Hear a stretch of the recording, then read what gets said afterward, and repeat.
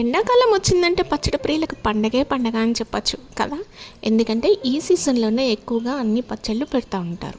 నేను కూడా ట్రై చేద్దాము అని చెప్పేసి మా చెట్టుకు కాసినటువంటి మామిడికాయని అయితే కోసుకొచ్చాను.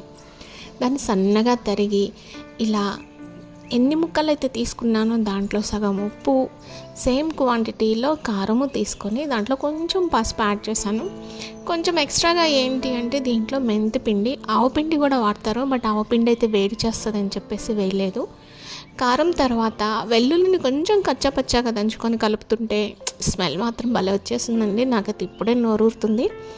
ఇవంతా మంచిగా కలుపుకున్న తర్వాత దాంట్లో కొంచెం ఆయిల్ని యాడ్ చేయాలన్నమాట. ఇలా ఆయిల్ని కూడా యాడ్ చేసిన తర్వాత నేనైతే సన్ఫ్లవర్ ఆయిల్ యాడ్ చేస్తున్నాను, కావాలంటే మీరు గ్రౌండ్నట్ ఆయిల్ కూడా వాడుకోవచ్చు. మొత్తం కలిపిన తర్వాత అసలు కలర్ అయితే ఎంత బాగుందో, టేస్ట్ చూద్దాము. నేనైతే సక్సెస్ అయ్యాను దీంట్లో. మరి మీరు కూడా ట్రై చేస్తారా? కామెంట్ చేయండి.